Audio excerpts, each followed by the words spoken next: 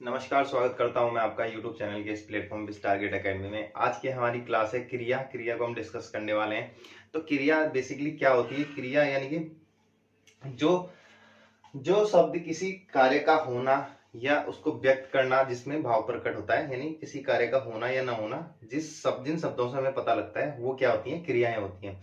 क्रियाएं कई प्रकार की होती हैं, लेकिन क्रियाओं से समझने से पहले हमें जानना जरूरी है कि धातु धातु क्या होते हैं। देखिए, धातु होते हैं मूल शब्द। संस्कृत में मूल शब्द ये धातु होती है, वो क्रिया होती है, यानी कि क्रिया को ही धातु बोलते हैं, ये धातु को ही क्रिया बोलते हैं। किसमें? संस्कृत में। धातु क्या होती है? मूल शब्द होते हैं, ठीक है, जिनमें विकार होने से क्या हो जाती है? क्रियाएं बनती हैं, ठीक है, जिनमें विकार होने से क्रियाएं बनती है। धातु भी क्रिया ही होती है, लेकिन देखिए, जैसे पढ़ है, ठीक है, पढ़ क्या है? धातु। खा, जा, लिख, इनसे ये क्या है? क्रियाएं हैं। अगर ओ सॉरी धातुएं हैं। अगर इनमें मैं पढ़ते जोड़ लेता हूं तो ये क्या बन जाती है? यानी विकार उत्पन्न हो जाता है, तो क्या बन जाती है? क्रियाएं। जैसे ना पढ़ते जोड़ लेता हूं तो पढ़ना, ठीक है, सब में खाना, ठीक है, जाना, उसके बाद लिखना, ठीक है। तो ये क्या हो जाती है? क्रियाएं हो जाती हैं। अब क्रियाओं के प्रकार देखिए, क्रियाओं को प्रकार बहुत सारे प्रकार हैं, ठीक है, और एग्जाम में पूछे भी जाते हैं। तो बेसिकली देख लेते हैं क्रिया के बेसिकली दो प्रकार की होती हैं। देखिए, एक तो आपकी रचना के आधार पर, रचना के आधार पर, और दूसरा धातु के आधार पर या शब्द निर्माण के आधार पर। धातु लिखेंगे शब्द निर्माण के आधार पर।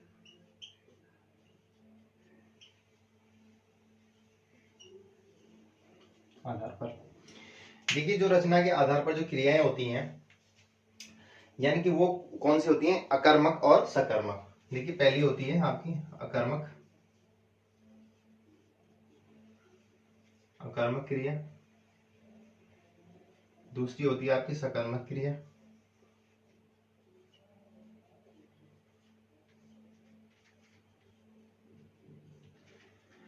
अकर्मक क्रिया कौन सी होती है? अकर्मक क्रिया वे क्रिया होती हैं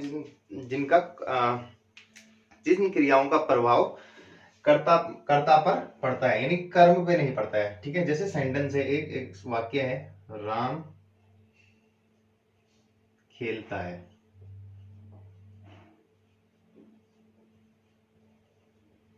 जैसे सीता ने मोहन को बुलाया।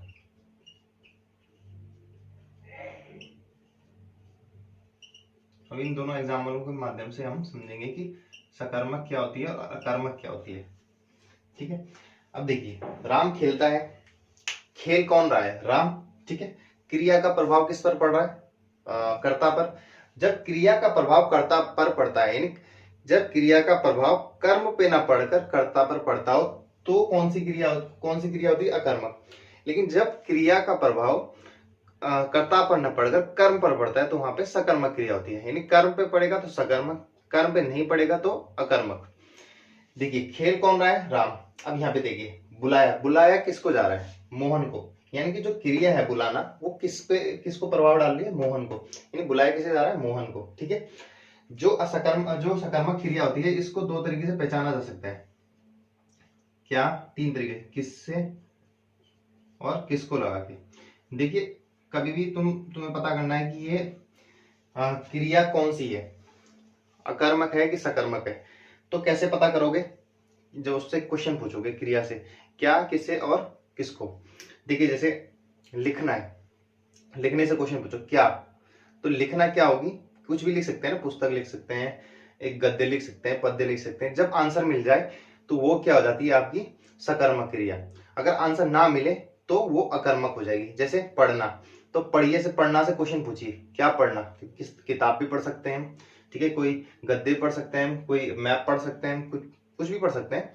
तो जब आंसर मिल रहा है तो वो सकर्मक क्रिया होगी, जब आंसर मिल जाए। जब आंसर ना मिले, जैसे हंसना है, ठीक है, तो क्या हंसना है? कोई जवाब नहीं मिलता ना, हंसना तो हंसना होता है।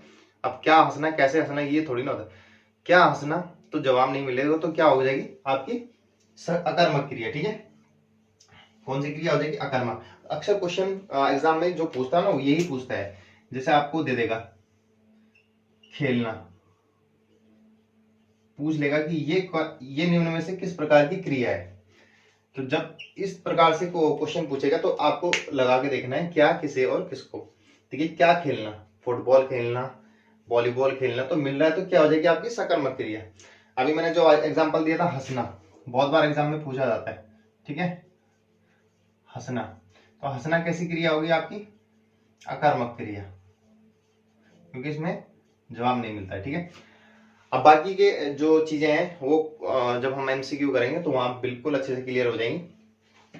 उसके बाद पढ़ते हैं जो शब्द निर्माण के आधार पर है उसके भेद। देखिए शब्द निर्माण के आधार पर ये दो ही भेद होते हैं, ठीक है। एक होती है मूल धातु, दूसरी यौगिक धातु।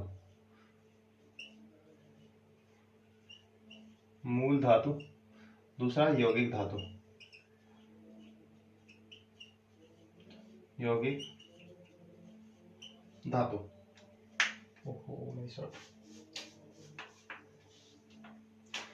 मूल धातु, मूल धातु क्या होती है, जैसे खा, लिख, पढ़, ठीक है, ये क्या होगी मूल धातु। और यौगिक धातु कौन सी होती है, जब इनमें प्रत्यय लग जाता है, यानी पढ़ना, लिखना, सोना, जागना, खाना, आना, रहना, पीना, ठीक है।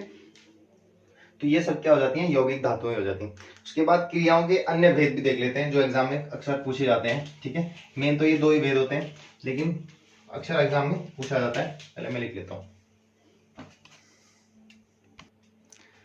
ये क्रिया के अन्य भेद देख लेते हैं। देखिए क्रिया के अन्य भेदों में है सहायक क्रिया होगी, पूर्वकालिक होगी, आपकी नामबोध क्रिया होगी, द्विकर्मक होगी, संयुक्त क्रिया होगी और प्रेरणार्थक क्रिया।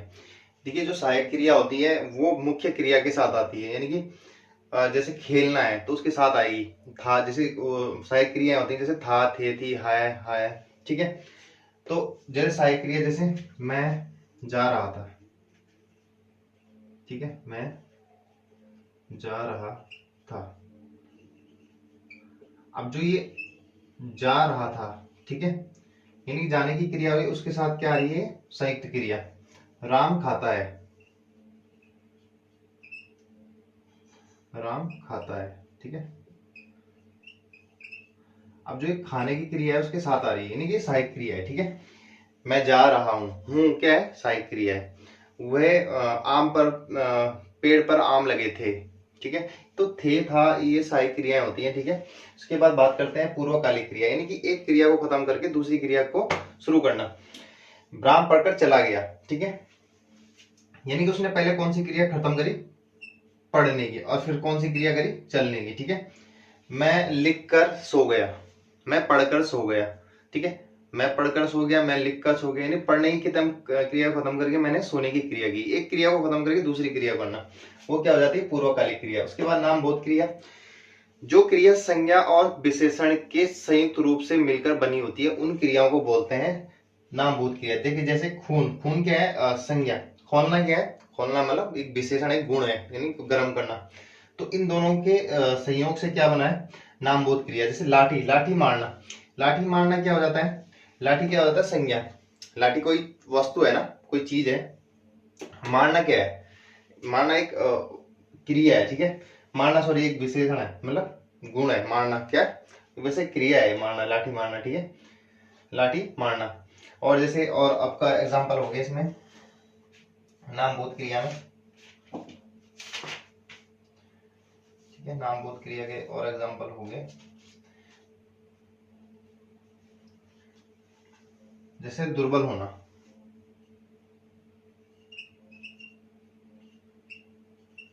दुर्बल होना, ठीक है। तो इन जो संज्ञा और विशेषण के संयोग से बनती है वो क्या हो जाती है, नामबोध क्रिया। इसके बाद बात करते हैं द्विकर्मक क्रिया। देखिए द्विकर्मक क्रिया जिसमें दो कर्म आते हैं, यानी कि मोहन और यहाँ पर गले, ये दो क्रियाएं हैं, दो कर्म है यहाँ पर। देखिए राम ने मोहन को क्या लगाया, गले। देखिए क्या लगाया, गले, किसको लगाया, मोहन को। क्या और किसको से आंसर आता है तब क्या हो जाता है आपका द्विकर्मक क्रियाएं। उसके बाद बात करते हैं संयुक्त क्रिया। देखिए संयुक्त क्रिया होती है जैसे दो दो दो यानी जाने भी और लगा, दो दो क्रियाएं एक साथ आ रही है, जाने लगा, खा और चुका।